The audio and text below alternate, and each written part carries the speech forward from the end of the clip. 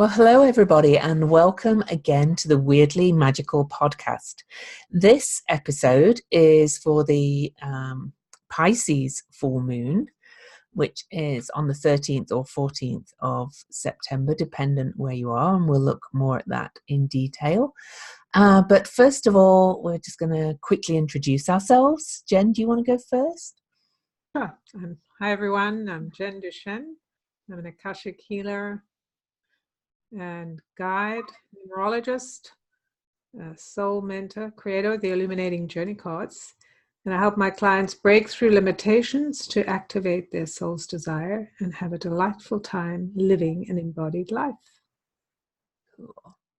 Well, I'm Louise Eddington. I'm a soul astrologer, writer, and shamanic healer, and I help my clients to regain connection and alignment so they can live in self-awareness and self-acceptance. And before I dive into the full moon chart, just a little bit of housekeeping. If you follow us on iTunes, we love reviews, please, with the Magical Podcast on iTunes. This podcast is going down really well, and the more reviews, the better, the more it gets seen. So please do that. Also, we do take questions. We haven't got any for this episode, but if you have any burning questions, we will feature them on air, one per episode. If it's a more personal question, we will not be giving out personal details. So don't be afraid to ask anything you want to know. And the email address is weirdlymagicalpodcast@gmail.com. Lastly, we also have a Patreon. It's Weirdly Magical on Patreon. For $3 a month, we'll be introducing Patreon-only content at some point when we get enough patrons. Okay, but that's if you just would like to support our podcast, because we do have, podcasting fees and things like that. But we just love doing it. For Jen and I, this is just like we used to get on the phone and talk about stuff like this. So we now do it on a podcast. Yes. So before we dive into the astrology chart, though, Jen and I have pulled a card each. So Jen, do you want to show your card first? We have a very big coincidence in the cards too. Right. So this is the card that came up. It's the 10 and the Illuminating Journey cards. These cards were created with the influence of the Akashic Records, so it's actually interesting. They combine old and new aspects, or ancient and new. So this 10, for those of you who can't see, there's this island in the middle of this lake surrounded by these mountains, a woman in yellow at the top, and then you can see the sky full of stars, and there is a spaceship beaming down on this kind of ancient site that's full of stones. And in the front, there is a griffin and a beautiful stone with a sword in it. And there is also a cow. This is a female cow, of course. Cows are female, with big horns. It's a big horned cow, very sacred, and has is that a sun in it? Mm-hmm. Right. So what I feel when I look at this, the 10, of course, is pretty incredible. Just thinking about what we're talking about, the 10 is the 1 and the 0. These numbers are about bringing the divine code into the world. So the masculine and feminine, all our language begins with the 1 and the 0. Computer language, etc., binary language, energetic language. And also the idea of this is, to me, this idea of being at a portal, at a place of kind of reconnecting with what is ancient within us that is true, and releasing what feels or has been fake or not part of it. And just the deep waters, it just feels so still and so powerful. it's very much a card that speaks to the soul. I just was going to look what it said right here. Love merging into light. The fruit of the ancient world lives in the present moment. And I think that's it. It's an opportunity. And seeing the sword and the stone, it just always makes me think of the story of Merlin, right? It's like, or King Arthur. It's the right, when you are in the right of who you are and a soul connection, then you can easily take the sword out the stone. Otherwise, you might struggle to really express who you are and to become that which you are. It does feel very Pisces full moony to me, the whole card, because of course Pisces is a water sign, and a full moon is an opposition between the moon in Pisces and the sun in Virgo, so that's very earthly with the rocks and the ground. But I always think of the Pisces Virgo opposition or axis in the astrology chart as being very much bringing the mysticism down to earth in a very practical way. So it's got that feel to it as well, I think. Yes, well, the emphasis on all that kind of otherworldly, and yet it is kind of pointed at the worldly thing. What are you building? Where are you standing? What are you believing? So it's interesting because it's almost like when I look at that center island thing, it always feels like it's a graveyard, right?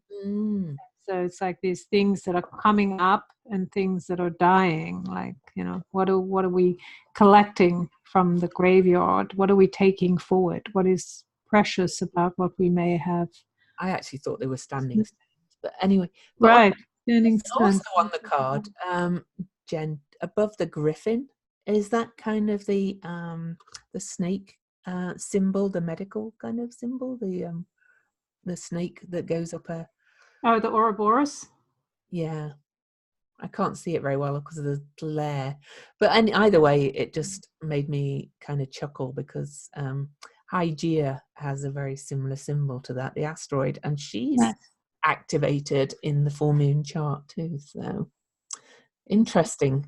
Well, funnily enough, and Jen and I pulled these cards separately just before we came on air, but I pulled the 10 too. But I pulled the 10 of Wands, which is Saturn in Sagittarius, and it's called oppression. Now, before you all go, ugh, I want to say it's actually kind of, there's 8 kind of crossed wands in the background and 2 vertical wands going up and down, kind of pushing the other ones into the background. And then there's a lot of fire in the background as well. But I am actually just going to read from the fabulous Angeles Arian book that goes with the Thoth Tarot, because I can't say it better than she does. It's a fabulous interpretation. So she says the 10 of Wands is oppression.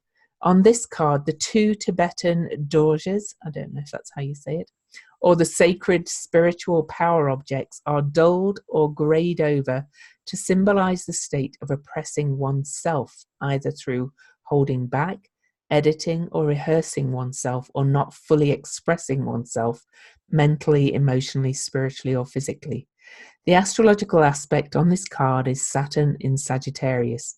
And Saturn is the planet of discipline and knowing one's limits and boundaries, as well as being able to set limits and boundaries. There may be a tendency to limit oneself or one's vision by overdoing the boundaries and turning them into blocks, basically. That's my little word of it, which is represented by the sun sign of Sagittarius, which is the fire in the background. In other words, you're blocking your own fire, you're oppressing your own fire.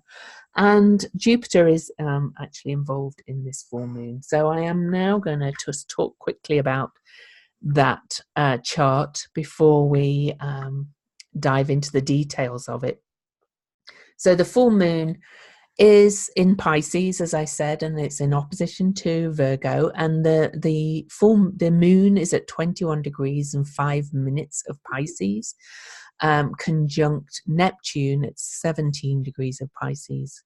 And on the opposite side, we have Virgo, the sun at 21 degrees and 5 minutes of Virgo.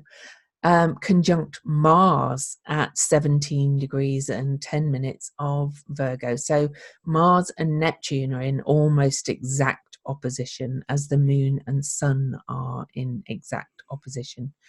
We also have Venus and Mercury, both at the anaretic or last degree of Virgo.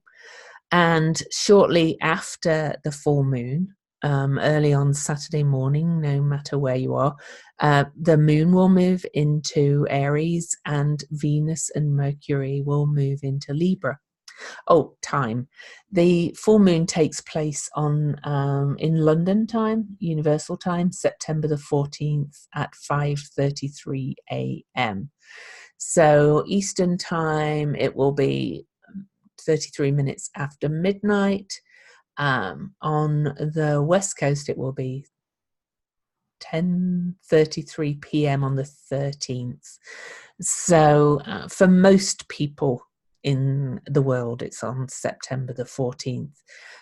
It's just anybody in Pacific, Mountain, or Central Time, or probably in Hawaii as well.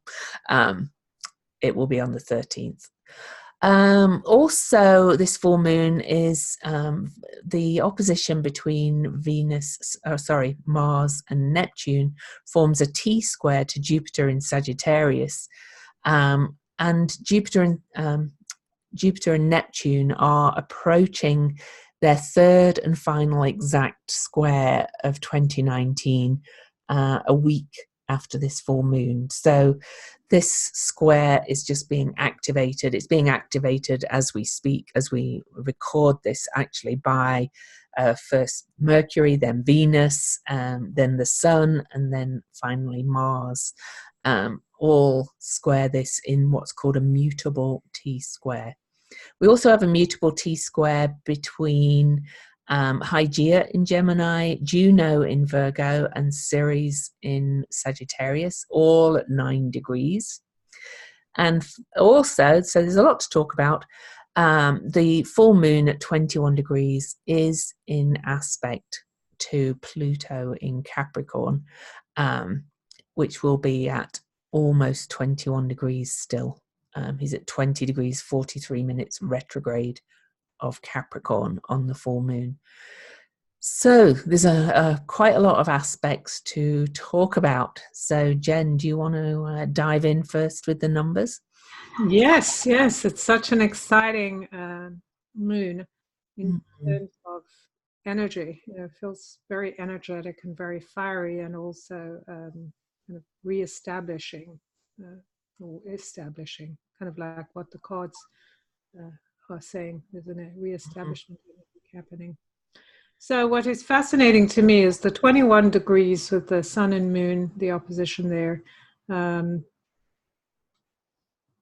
21 is a very powerful number. 2 + 1 is 3. It first of all, it echoes the number of our year. We're in a 12 universal year, so it's the opposite. It's mirroring that, the 12 and the 21. So the 12 is about us individually kind of finding our individual strength and then taking the 1, 2, 3 steps to creativity, taking action, or what I'm calling creaction. Then the 21 has the 2 in front, which is about the community or the connection. Like, how are we connecting with what we say is our truth? We've had a very discordant connection, like, this is what I want, this is what I'm doing. And in many ways, yes, that makes sense. But then we've also been in kind of in victim mode about how other people are treating us around it. This 21 is about the truth, right? The truth will set us free, right? But first we need to express ourselves, express what we want in order to get to our truth, because there's so much buried. Like, if we say we want something, but it's incongruent because we're not expressing it. It's just like stuff, fire inside of us and water that is actually not being expressed, then we don't really know what we want, because we have to take action to know what we want. So that's fascinating. And also why that's additionally fascinating is we are in a 21 universal month. So it's a double 21, and it's a triple 3 that's happening.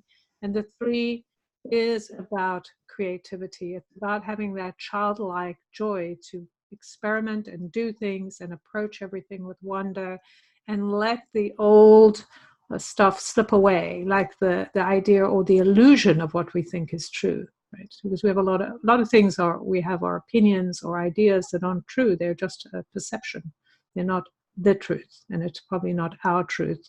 It's only a gown we're wearing, a mask. It's not real.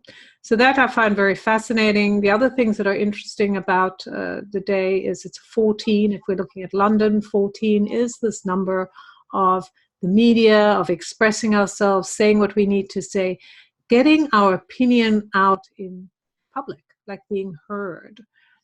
And that's a 5, which is about change. So we know there's going to be a lot of change happening. For those who are impacted on the 13th, it's also fascinating because, of course, the 13 is the divine feminine number. It is also a number of great change. So it's pretty fascinating. And I believe it's the final 13 for those who are impacted on the 13th, Friday the 13th, full moon for a while. I think that's a pretty rare thing. So yes, and then universally it's an 8-day. So we have some pretty intense energies. So from the 8, we are talking about change and the change we have to make. And then the 8-day is telling us we need to take action, like we need to do things to manifest. So I think we've talked a lot about that in terms of what's happening. And I'll address some of the other numbers just now. Yeah, as Jen's talking, I'm kind of chuckling, and I have to say though, first of all, this full moon is exactly square to my sun. My sun, that's 21 degrees Sagittarius in the 12th house, that's ruled by Pisces. Oh my God. And so I feel very tuned in when I look at this chart. I'm like, also my personal life number is a 14, and it's anyway. But mutable signs, this is like so much mutable energy in this chart. So let's talk about that first. Jen said change is coming. Mutable is all about change, but it doesn't mean necessarily that the change is just going to happen.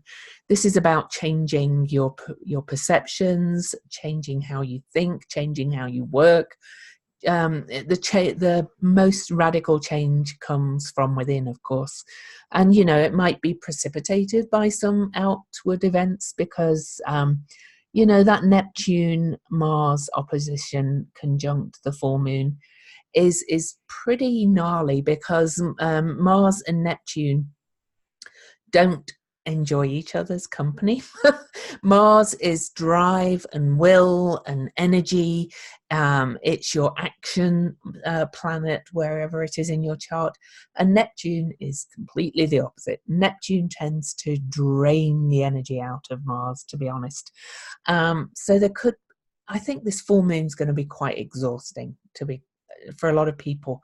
If you can plan your life a little bit for next Friday night into Saturday, I wouldn't be planning anything too energetic or exciting, because I think you're going to just want to soak up the energies. You're going to feel a bit burned out, a bit drained, but that's because you're being asked to slow down. Okay.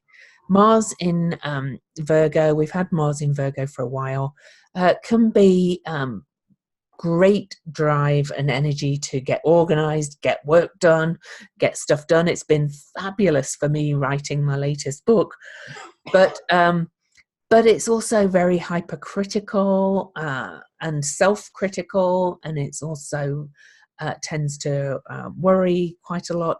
And with the confusion of Neptune in Pisces, Neptune in his ruling sign, there's going to be a lot of confusion. I think there's going to be a lot of confusion in the news.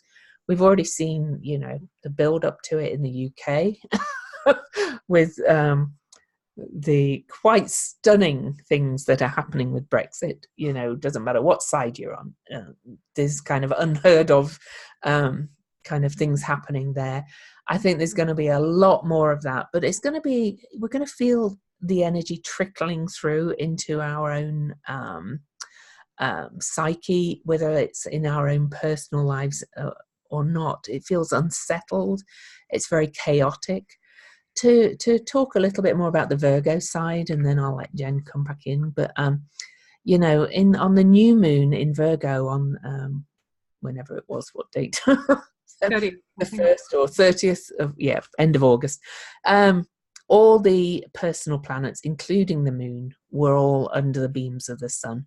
Well, of course, the moon is now at the opposite point, but Mars, Venus, and Mercury are still within 10 degrees of the sun. They're still under the beams.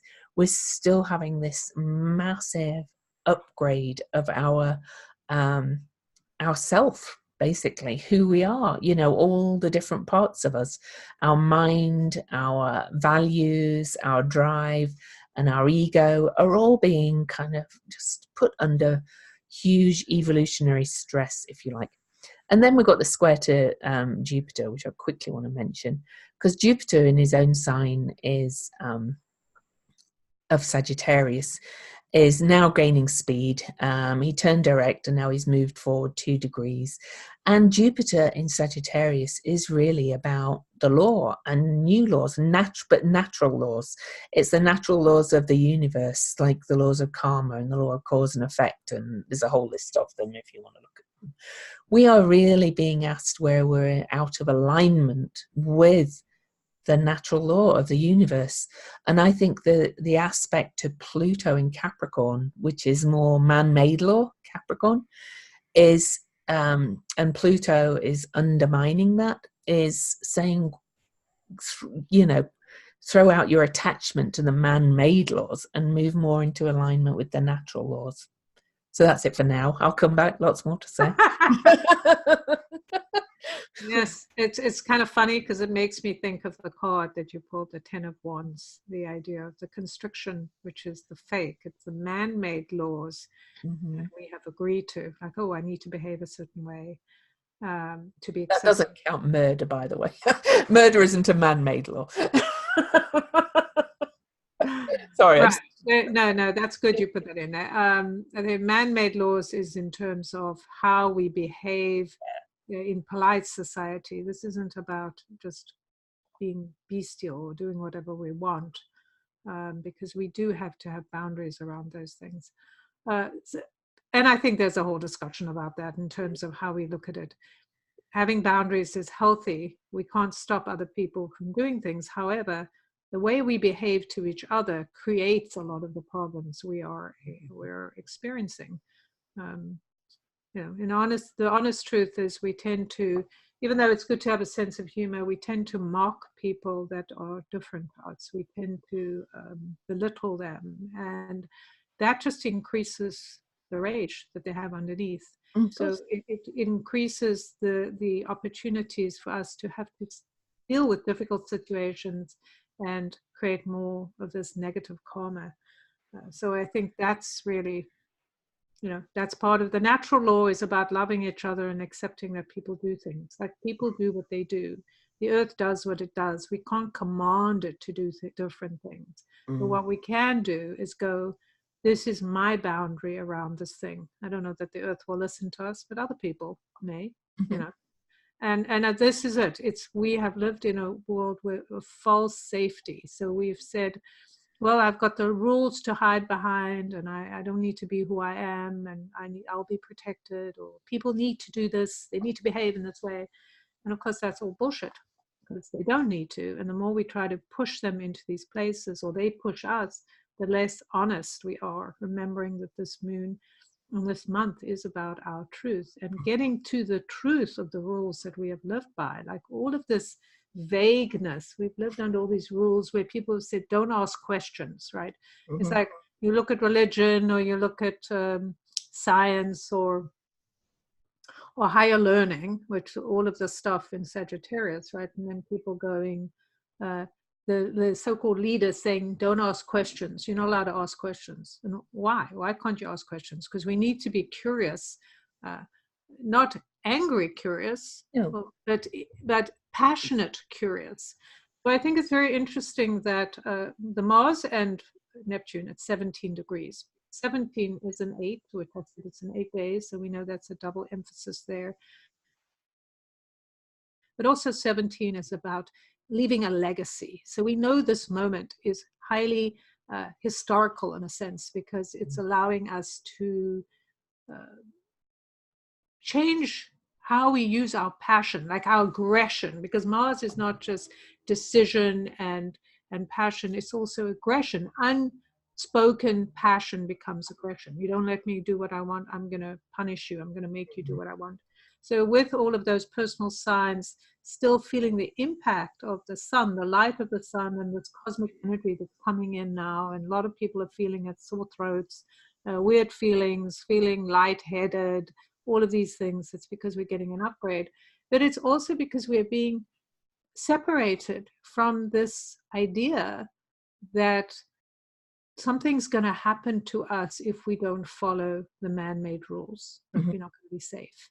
And so this to me is, it's like this box we've been living in, this container, is now being challenged by Neptune and challenged by the moon, and going, well, that's certainly one way you can live, but now we are in a time of changing legacy. I mean, think about the fact that we're moving from the Piscean age into the Aquarian age.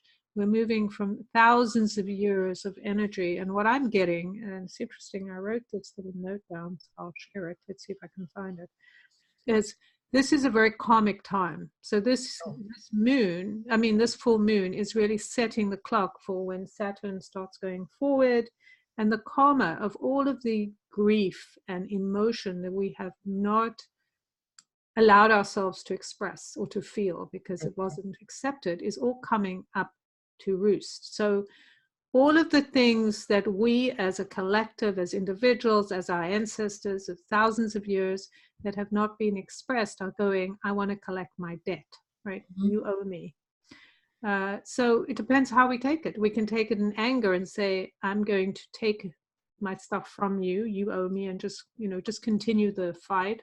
Or we can go, how can we be heard and acknowledged and move away from this aggression? So it is a very interesting idea that's happening here. We are being offered two opposite choices. One is the choice where we say, I want something different. The other is, no, I want everything the same. So yeah, we go to the natural laws, and we go to these people that are doing all these crazy things that no one said they could do, which is incredibly exciting, but it is also, in a sense, it can be disturbing because these are things we have not experienced. And if we tell ourselves that that it's a fearful time, we will be less likely to be bold in what we're doing. But I kind of want to talk a little bit about stages of consciousness, as according to Jeffrey Wolfgreen, who's kind of one of the founders, if you like, of evolutionary astrology. He talked about the herd state, which most people are in. I think there's going to be a lot of fear and aggression going around in what's called the herd state, and they are the people who won't be listening to this, basically. I hate the word herd, but in a way, but they're kind of just following the rules. They're doing their everyday life. They don't dream beyond. They don't want something bigger. I actually went to see Sting last Saturday night with the Utah Symphony at a most amazing show, a concert, that's the word I was looking for. And he was telling the story of when he was a little boy. He was born in a shipyard town, and back-to-back houses on terraced houses, real old British kind of scene, if you like, and all his family worked in the shipyards. And the royal family used to come and break the bottle on the ships to launch them. And one time he said the Queen Mother was coming, and the deceased Queen Mother, and he said there was this one moment as her car passed his house where he was standing, and he caught her eye, and she kind of looked directly into his eyes, And he said he was just drawn into this other world of, and it was nothing to do with her particularly, of wanting something more, wanting, a bigger life, wanting to expand and wanting to be connected more with spirit and whatever. It wasn't just about the money, it was definitely about this creative impulse. This story just really resonates when I look at this full moon, because Neptune in Pisces is the ruler of Pisces, and it's about the collective unconscious. It's about moving into this more creative liminal space, and that would be the next stages of consciousness, according to Jeffrey Wolf-Green. We're being kind of pulled into this higher consciousness again from this very Virgo earthly state. We're saying, it's nothing wrong with Virgo. It's of service. It's a fabulous sign. All signs are fabulous, but we're just really being kind of asked to embrace multiplicity and non-linearity and more uncertainty. I think on this full moon, we're being asked to move into this more. Did I say the word before? Liminal space. And kind of everything's been pointing me to that as I write my second book. I talk about this a lot in the second book, and it just kind of came to me. It didn't, it's not from my head, it's from somewhere else, because all that I've been doing has been speaking to that, and this full moon is very much about that. It's just it's kind of magical, but I do kind of see that at the more mundane level, if in the herd state, if you like, there's going to be a lot of people running around like headless chickens on this full moon, and a lot of people are going to really struggle with it, and kind of fall away, if you like, as well. They're not kind of ready to move forward into it's just their life choice in this lifetime. It's their soul wasn't ready for that in this lifetime. So just be aware, though, that there's going to be a lot of this kind of headless chicken kind of energy, I think, on the full moon. Yes. I'll just read what I wrote, because now I see it here. What came through this morning when I was thinking about this moon was, how agile are you? This moon is about awakening yourself from the illusion of being a victim of circumstance. The truth will set you free, but first you must express what you desire. Own your desire, own your resistance. And I think that's really, because the truth is, any one of us has, at every moment, is given an opportunity to shift our consciousness. We are constantly being offered these opportunities, and we can go yes or no. However, if we want to thrive and kind of get into the flow of the universal law, then we have to embrace this unknown. We have to step into it. Otherwise, we're going to be floundering. And with this idea, with all this emotion that's going to be arising, all this, that for many of us is anger, because that's really the only emotion we've been allowed for so long. Anger is undigested emotion that is about feeling unloved, unneeded, not enough, whatever our story is, and we all have stories around it. So with that comes that idea that I want my fair share. And the truth is, no one is going to give it to us, but we might fight like crazy to insist that they do. And that's what's going to create a lot of this confusion, death. And as Lou says, and I agree, this remembering one of the key things about Virgo is disease. Showing that Pisces. Right, Pisces too, disease of the mind, disease of relying on drugs or illusion, something that's going to help us maintain our illusion. So we will fight to maintain our illusion. And viruses, piracies. Right. Yeah. Parasites, all of these things that have kept us asleep. And so there is all of this. So I think that a lot of people will decide to leave the planet in the next 20 years or so, and a lot probably coming up pretty quickly, in terms of it's just too heavy. Like the energy on the planet is getting lighter, and people who are very dense are not comfortable here, right? So that's really fascinating. And I think too, if we look at Mercury and Venus, because what I'm thinking about, and I know we've talked about this before, the terms of Venus, Virgo, which is ruled by Mercury. Right? Mm. So it is about communication in a sense, if you think about it.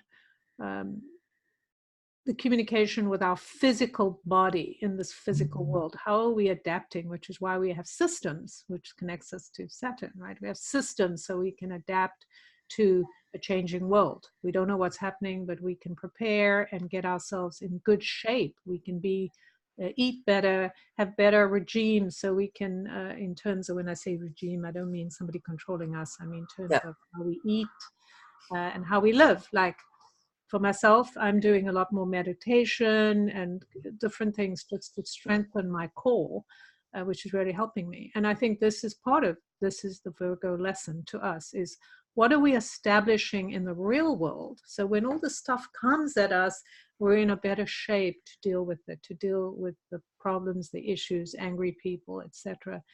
The other thing that I find fascinating is that because we have the royal star now, or the kingmaker, now the queenmaker in Virgo, Mm. Regulus. Mm. This is the rising of the female energy, which is about balancing the male and female, which of course we again see with these paired situations.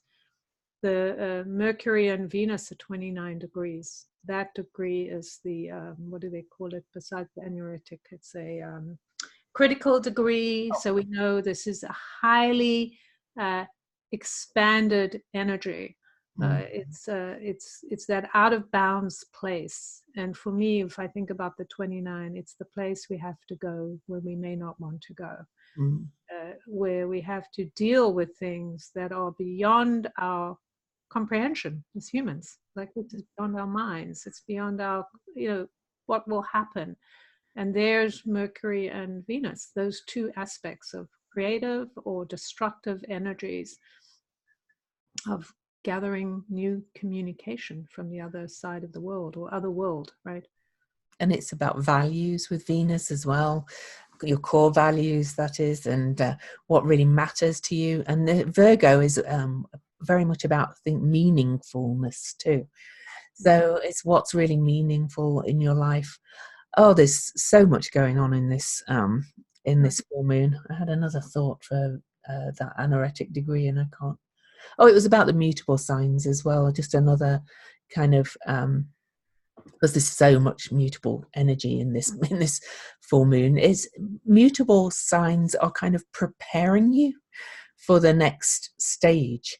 Okay, that's, if we look at the chart as quadrants, we have cardinal sign, fixed sign, then mutable. Then it starts again, cardinal, fixed, and mutable.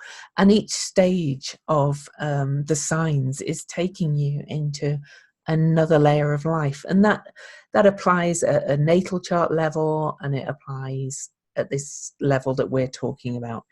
There's so much change coming on this full moon. It's like, we have a Pisces full moon every year, but they're not always this close to Neptune. They're not always square to Jupiter.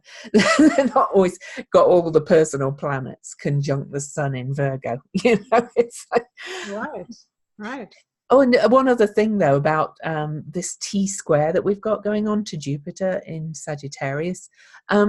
One other way to look at it is to look at what's called the empty leg of that T square, which would make it into a grand square or grand cross, and that would be around about 17 to 21 degrees of Gemini, which is the other Mercury ruled sign. So there's a lot to do with information coming in. I would suggest really paying attention to signs and symbolism and synchronicities that come your way leading up to this full moon, because I think there's going to be a lot of information coming at you from everywhere, from spirit, from the news, from world, from what you read, from pebble on the ground. That's going to inform where you need to move forward with these massive changes. Right. And you know what's so fascinating here is this, well, of course, Jupiter expands what it touches. So Mhm. there's that expansion of our spiritual Mm, recognition and an expansion of our passion. I feel like, you know, with this idea of Mars being kind of helpless in a sense, right? mhm, You know, because of having all this energy coming at it from Neptune, there is this opportunity to create new growth, like new birth, right? Which is also, you know, the Virgoan aspect of the earthy being different in how you express yourself or what, you know, because your desires are cleaner uh, mm, and not filled with anger and anguish and all of these things. mm, Because definitely I feel like, and I think we've addressed this, but just the fact that because Neptune and the moon are so prominent together with that, and I know we've had some of that before, these opportunities to release trauma, to release old thinking about our pain and our victimhood and all of that, uh, which can be very confusing, but mm, it is helping us come to a clearer place. Like, oh, this is what I really want. I want to move away from that, those old stories. I want to be clean and clear and drop the baggage and move forward, like take different action. And that's what it feels like to me, is like the stripping down of mm, the old way of us and kind of expanding into this wondrous space that we don't really know about. And mhm, we can go off into delusion, or we can stay with the eight, which is about manifesting our leadership qualities. It's about what we want to bring forward, which is so powerful. mm. Um, we should also talk about the three nines. The I was just going to say that we should talk about that. Yeah. So Hygeia, 9 degrees Gemini. Juno, 9 degrees Virgo, and Ceres at 9 degrees of Sagittarius. You know, they are, well, Ceres is officially a dwarf planet now, but they're all asteroid goddesses, basically. Hygeia is to do with health and hygiene, and that brings us back to, you know, the dis-ease thing, because it's not just about, you know, I think there might be a few. In fact, my own husband had a stomach thing yesterday.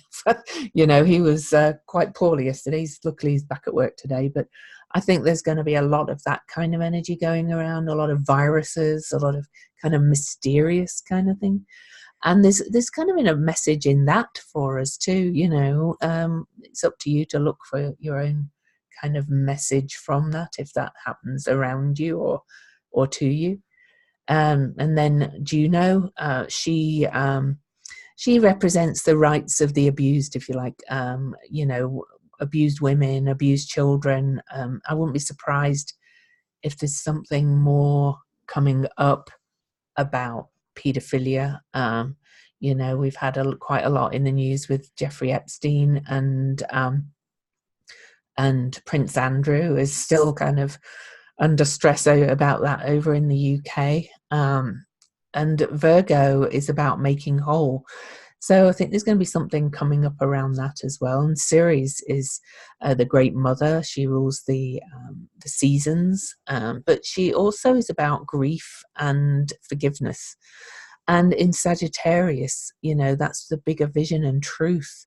So where do we need to allow ourselves to feel some grief, perhaps, but also to finally kind of forgive in some area? I think that's going to be a bit of a theme.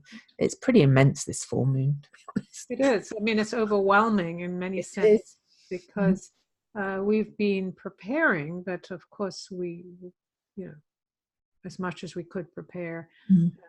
But now it's like there is no more time to prepare. And the idea, the kind of picture that comes in my mind is the in the Bible, the story of the when the Jews, the Israelites, were leaving Egypt, and they had just a very short amount of time. So they, you know, they made the bread that was unleavened, and they just had to leave. And it's kind of like that. I feel this is very Virgoan in a sense. In this chart is you can't prepare until you're on the way, until things are happening. It's like we don't know what to prepare for. So it's like, okay, now I know what I'm doing.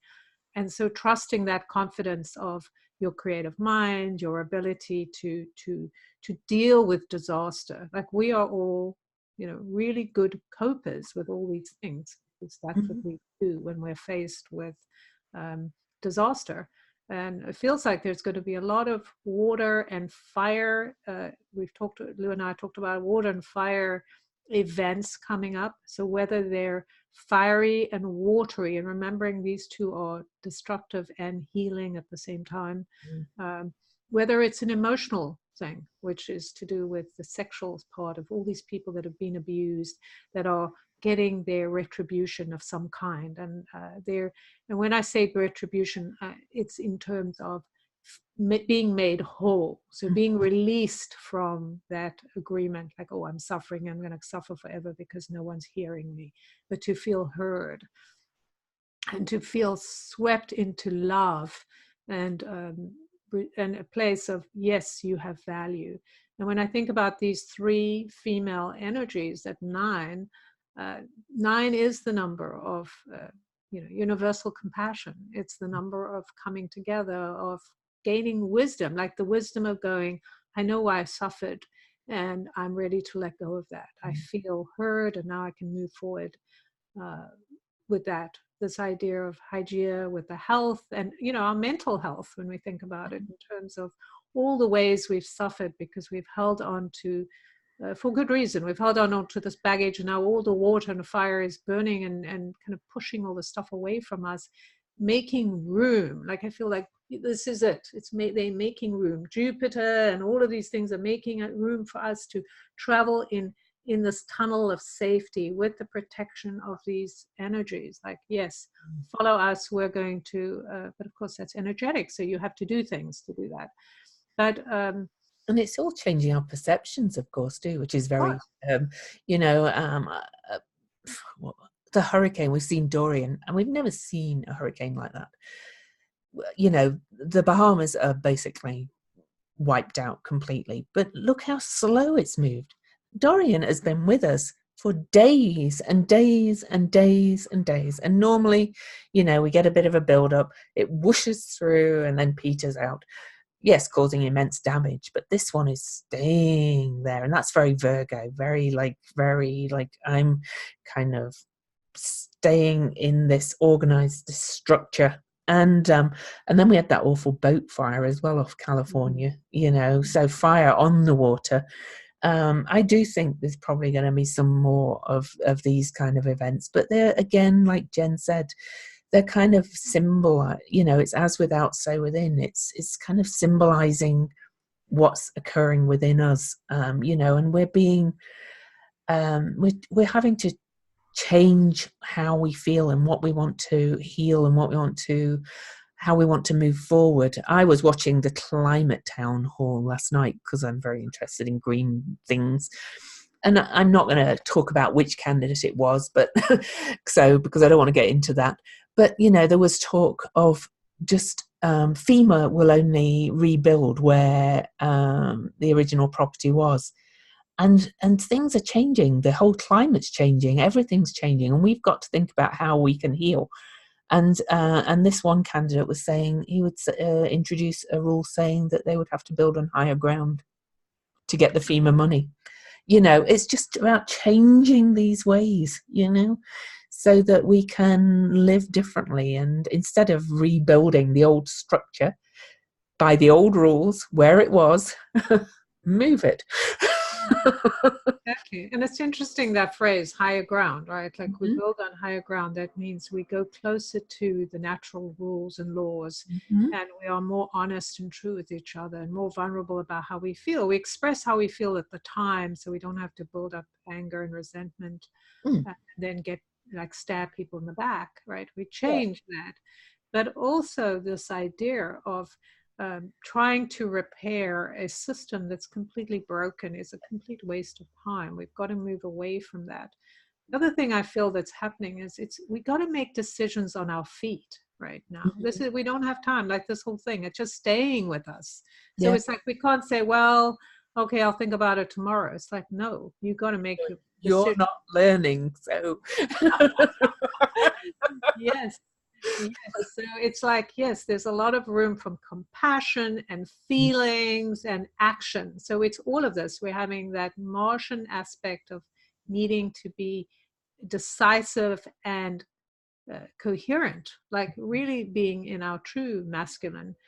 That is not about pushing people over, but more about how do we make this work for all of us. Mm. And that, how do we let the spirituality that's coming in influence us in a good way and not make us run away and hide? So all of this is immediate, it's around us, we can't get away from it. Yeah. And that's really what I feel is so important.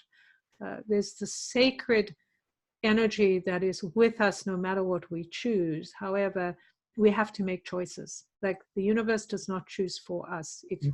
gives us opportunities and experiences, and we're going to have to decide how we're going to take the experience. So, Exactly. Yeah. It's all about how you respond and react to it, to everything. right. I kind of had to laugh this morning. I saw somebody saying that, and she'll know if she's listening, that, and it was about the title of my book, about this modern astrology thing of how you harness the stars as if you can control them. That's not what we're saying.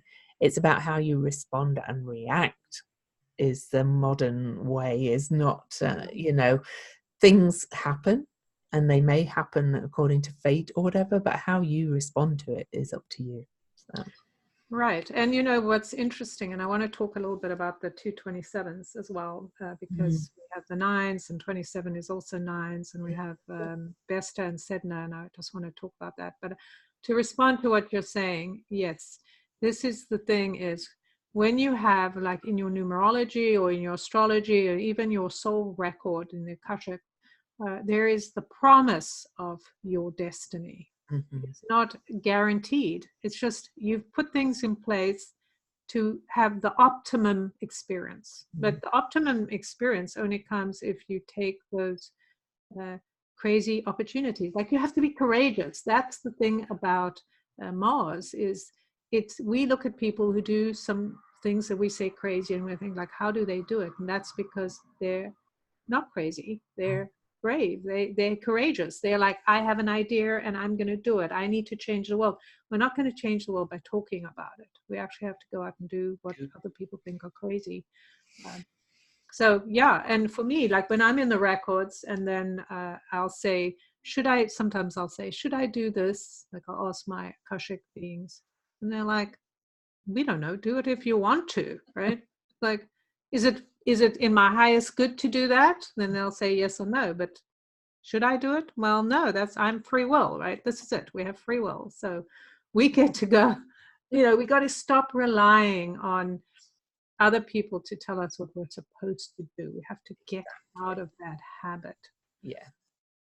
All right. So You let's want talk to about talk about the 27? right, 27, because that's a 9. And if we take those 3 nines we talked about, that's also 27. And 27 is the highest energy of 9 in terms of what we typically talk about, because we don't go beyond 31 with days and degrees, etc. So it's a very, very powerful number because it is about not only the insight that we have to connect to our wisdom, because the 7 and 9 are both about wisdom, but it's also about the duality, or accepting the duality of who we are, the duality of our universe, the idea of setting boundaries, or working with the duality of our system with compassion, with taking action, with passion, like knowing who we are, expressing who we are, and going, right, this is what I need, this is what I desire, this is what I'm going to do, who's going to meet me, who's with me, how do we do this together? So that's very powerful. And when you think about Vesta, who is the, Vestal Virgin, again, we come back to the Virgo energy, is about keeping the flame alive. And that's what we're doing. We're keeping the flame of our spirit alive. And Sedna is really, I know there's lots of different legends about her, but she did not take responsibility for herself. Yeah. She chose a man who was in the illusion of a man who would fit what she wanted. Let's take care of me, make everything luxurious, and then landed up in a shitty nest, like going, this sucks. And so what did she do? She called her dad to come save her instead of going, okay, I got myself into this problem. Now I need to make the best of it. So called somebody, and then her dad had to cut off her fingers because he needed to get home to save, take care of the rest of his family. And she was in the ocean. So she lives in the ocean. So there she is in the ocean. And I think when you think about water, it's about understanding that our choices do impact the greater world. Like in the ocean, everything is the same. And so when you make a movement, the water moves with you. It, breaks down things, it decomposes, it grows things. It really is the essence of who we are. We are, 67% water. And interestingly, Sedna is thought by many astrologers, and she's so new that we're still kind of discovering her astrological meaning, which is, of course, is informed by the myth, but moves beyond that generally, is currently kind of the outer levels of our possible consciousness. Currently, I say. Because we're constantly expanding our consciousness, and I talked about levels of consciousness earlier, and I wanted to actually, because this will hark back to some of the stuff we've talked about already, which is interesting. Alan Clay has done a lot of work about it on Sedna. He's written a huge book on Sedna, and but anyway, on his website, he talks about the unconscious level for Sedna, on the spiritual path level, and the spiritually evolved level. And I'm not going to read them all, but at the unconscious level, Sedna is victimization, persistent illness, resentment, all those kind of things we've talked about throughout this call. On the spiritual path, Sedna is radical acceptance, acknowledging how bad things really are, and starting from there, like what we've talked about as well. At the spiritually evolved level, it's really reaching this point of spiritual destiny and transcendent peace. Okay, so that's what's possible from Sedna, and Vesta is focus and commitment astrologically. So we've got that very concentrated energy, and of course, it is in Taurus, which is Venus ruled, and really, I always think of as really the Earth. Taurus is the most earthly. It's the sign that represents all our senses, so everything we can touch, like the nature, the chair you sit on, your body, all that kind of stuff. So I find it interesting that that's asking us to really move into this radical acceptance of our earthly existence and what we're going to do with it. So anyway. Right, and that's so fascinating, because I was just thinking, it's just so perfect. I was just thinking about Vesta in terms of keeping the fires burning, right? The fires of our establishment. In the case, like, she was positioned by Rome to keep the fires burning so they could do whatever they wanted. And in the end, it became Rome is burning, right? So she turned away from the duty that she had agreed to uphold to, because of the moving away from natural law, right? So at some point there was that idea that if you want the fire, it's all over the place, right? And now you're going to have to ask for it. So. Right. Like, it's how you use your passion, right? It's like when everything's out of control, then everything's burning. So there's so overwhelming, this full moon. I really, we're going to dive into the symbols, I think, and then wrap up. But I just would like to invite all of you to, we've got a week till this full moon, well, just over a week from recording this. I would really kind of ask you to take heed of some of our words about taking care of yourself, eating well, sleeping well, just those good habits, so that you are able to deal with the kind of immensity of this full moon, and probably do some kind of spiritual practice in the mornings, whether it's morning pages writing or meditation or prayer, whatever, just shore yourself up, I think, because it's kind of pretty It's very intense. And I'm just thinking as you're talking, the 21, which is the 3, with all the 3s and the 9s, that's highly emotional, evocative energies. Plus, it's a full moon, so there's more emotion. There Yeah. is going to be so much emotion. We're just talking about the water emotion, which is our tears and grief, and then the fire emotion, which is all our passion that's being suppressed. So all of this out there, we're going to have a lot of emotion in our bodies and feel things, physical things in our body, as well as emotions that we may want to be angry or feel suppressed. So we've got to be in a safe place to do that. Find a place to express your emotion. Yeah. You know, something that's really fantastic, I'll just mention, is when you do experience trauma or you remember a trauma from your past, something that's incredibly healing is shaking, like a dog does. You know, when you have a terrible experience, you might have remembered shaking, your body shaking. That reminds me of that Miley Cyrus song. Shake it off. Was it Miley Cyrus? Somebody. Anyway. That's something to do. Shake your body. And a lot of spiritual practices, Qigong, I don't know, Quora, different ones that actually have shaking. Yeah. Right. And even Quakers, they quake. And I do think that's a reason for it. So Probably. anyway, I'm going to read my symbol first. Yes, go ahead. So the Chandra symbol for Pisces 22 is a blacksmith creating an ornate garden gate. Hard substance is impossibly tough if you fall into letting it be that, but is the perfect basis if you are willing to make it so.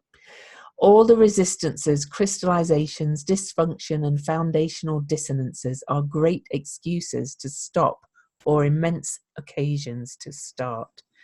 You get laid low if you do not know what to do with the stuff of this world. But if you have learned the subtle craft of world making, you're best off meeting up against the hardest places and discovering how to turn them around or turn them completely around. The exceedingly demanding guild of those who dig into the depths and draw forth beauty and infinite power from the brutal and heavy realities which otherwise seem impenetrable. A stubbornly hard-working, impossible to discourage craft of reworking the primal soil, mostly unproductively, mostly learning how forever, paying your dues, never quite getting it right until there comes a day when even the obdurate bends to the inner design, when the conviction is complete. Wow. So that was pretty dense again. They always are, but it's just saying about you choose how you deal with this overwhelm and how we move forward, building, turning, making lead into gold, if you like. So, right.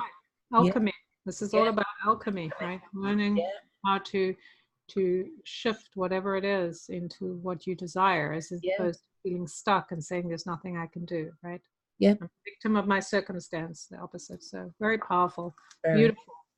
And it's so funny. I don't know if you can hear, but there's all these trucks as you're talking. I did hear. Carrying on. I'm like, wow, talk about earthly messages, right? We've got these physical metal trucks carrying on outside. Oh, I didn't know whether it was real or if it was on the line, but I was like, okay. Well, I can't stop that noise, so I'll mention it. Yeah.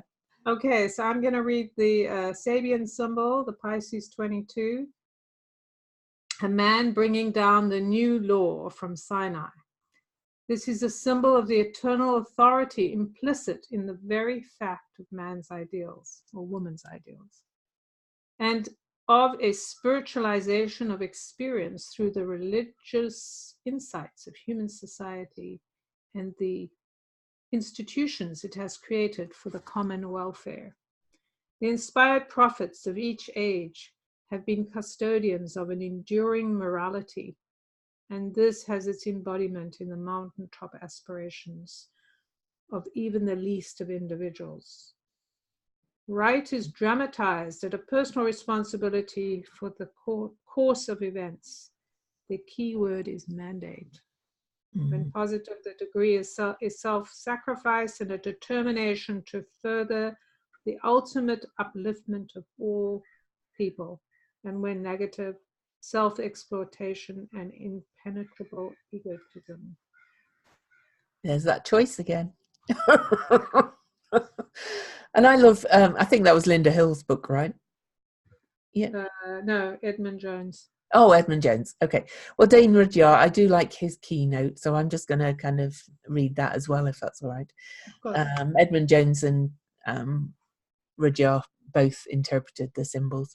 So he put the need to bring down to the level of everyday existence the clear realizations made manifest in a great peak experience.